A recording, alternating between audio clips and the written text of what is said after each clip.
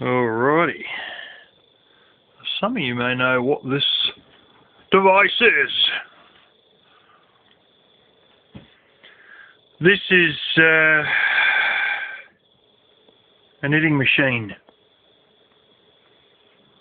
You feed your thread in through here and you turn the little handle and the little hooks go up and down and blah blah blah. And you can buy one of these, I think it's the Addy Express or some other blooming thing, for $600 Australian. Or you can be a smart cookie and wait till an identical copycat version comes out that is absolutely bit for bit identical, aside from the colour of the machine, and they put it up for $80 and then you get it on a discount for $60. So you buy it for literally 1/10 the price that your sister bought one for. And there's no bloody difference. Except the colour. Anyway, I've seen enough people playing around with these things, and me being me, I always thought, well, could we replace this little black plastic handle with a motor? And I believe you can, and I've seen people use cordless drills on these. No, it's not going to come off, but I reckon if I pop this little cap off, there'll be a Phillips head screw and I'll be able to take it off.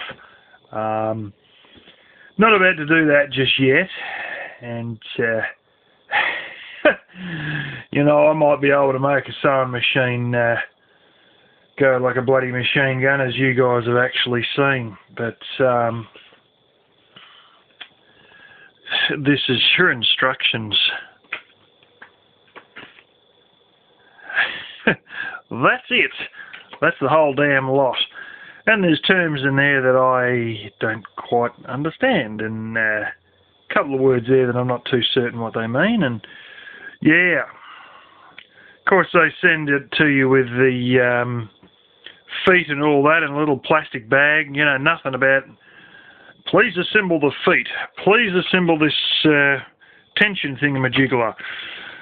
None of that. Is just, oh well, you know, here's a picture, well, not a picture, just a hand-drawn thing of what it should look like, or a CAD-designed black and white thing, and you know, you're just supposed to chuck it all on. But anyway, I'm not that dumb that I don't know how to assemble things.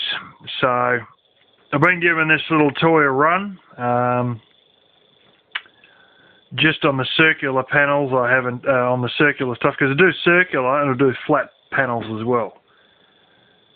Now, for those of you questioning about making a jumper, yeah, you can get out your giant needle, which also come with it, it's back in my bedroom, and you can get 2 panels and basically, you know, stitch them together with some thread.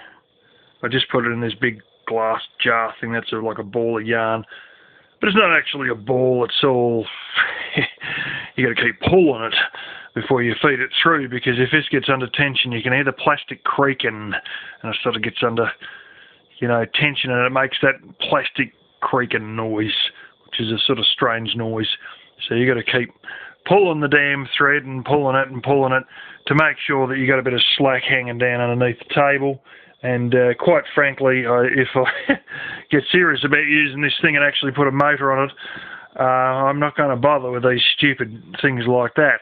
I'm going to get something a bit more like an overlocker spindle, because that's great. Now, if you don't know with overlocker spindles, I'm not going to unravel this one, but you grab your thread, and like there's a thing I've got that they use to run these big spools.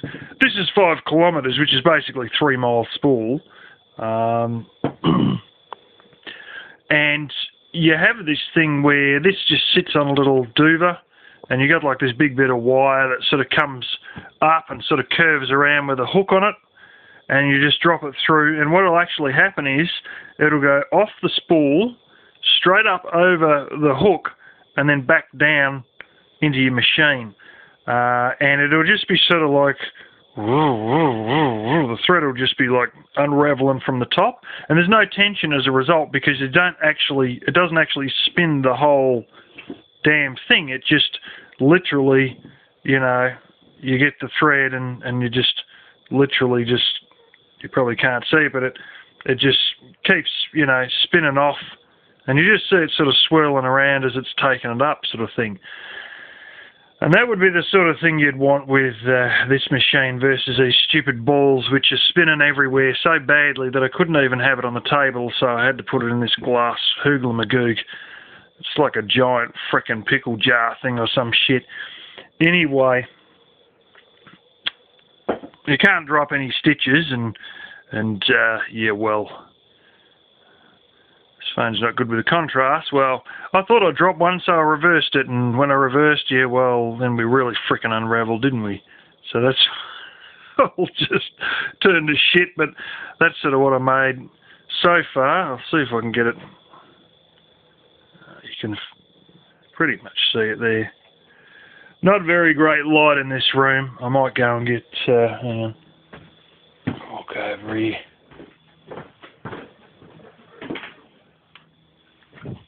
Get me a little lantern here. There we go. There you go. That's basically what it is.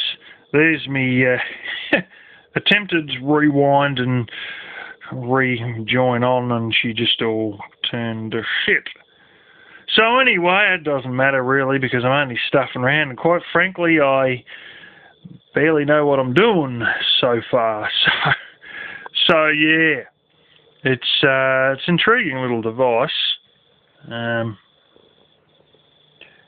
those little hooks there that come up and they go down, and you got like these two little, I think, yeah, you can see it now, two little black pegs either side of the hook, and that's what it'll sit on. And while the last one that it brought down sits on those two little black pegs, as it's sort of gone around, the next one sort of throws over the top of those bigger white pieces that you can see in between the hooks that are standing up right there. And, you know, quite frankly, you're probably better looking at another channel because you won't see it in some horrendously low quality. You'll be able to see it in HD working up close. But it's just, well, you can probably type in ADDI, ADDI, Space Express, EXPRESS, and you'll be able to see the official version, but heaps of people have got these. Some of them Singer knitting machine and all this sort of stuff, and sometimes if you go Singer knitting machine you'll actually see a lot of the older stuff that's built in the 70s and stuff like that. It's nothing like this. They're flat panel machines, which are all steel and very different to operate. They're almost like a bloody loom gone wrong. But yeah, anyway, just had ideas of making beanies and whatnot. Yeah, the other thing, which I sort of didn't get to fully mentioning, instead of getting a bit of, I mean, you can join two flat panels together. It's got a little switch on the side. T for tubular, P for panel. You can, like if you do tubular, a bit tongue-tied, you can do, you know, beanies and socks and, well, I don't know about socks, it might be a bloody big sock, but, you know, different things like leggings or leg warmers, you know.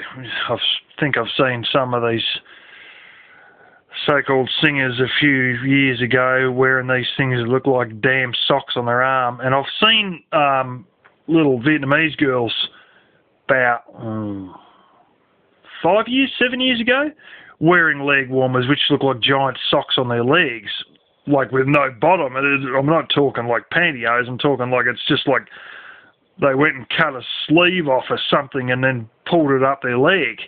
And you can make things like that out of this. And if you do a tubular one, you just keep one in the hand or just keep spinning.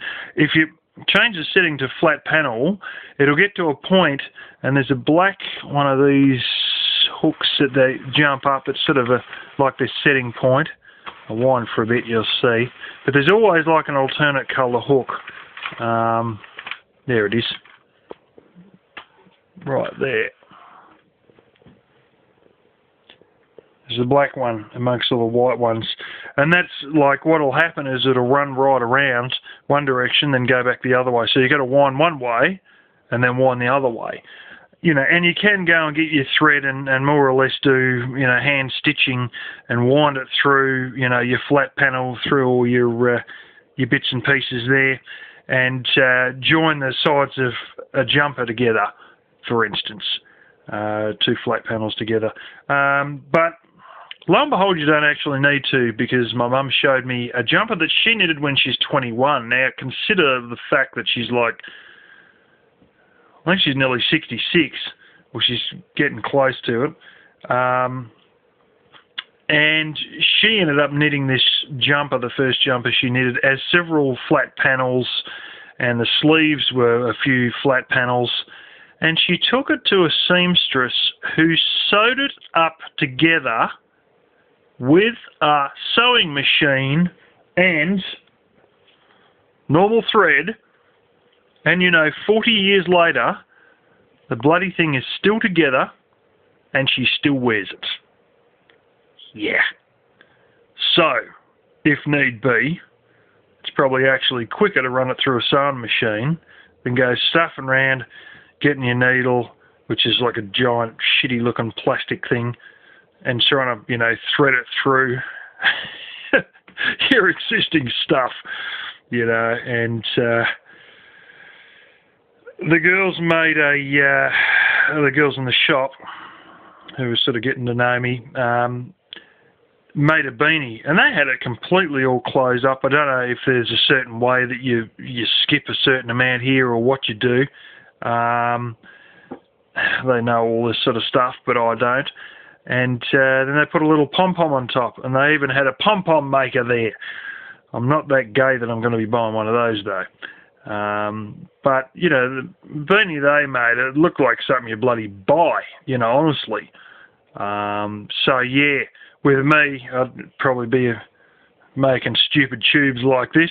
You're going, okay, that's it, stick it in the sewing machine, and then whatever is left as the overhang, I'll just snip it off, pop it inside out and go, bingo, you got a beanie.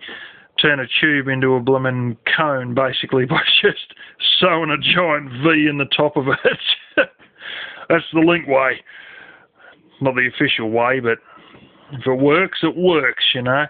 But anyway, it's just some of these little ideas, and I'm just playing around with this, and, you know, if this is a really good idea, I might buy some more, and we'll see where it leads. But, yeah, at the moment, I'm just trying to get my head around this one.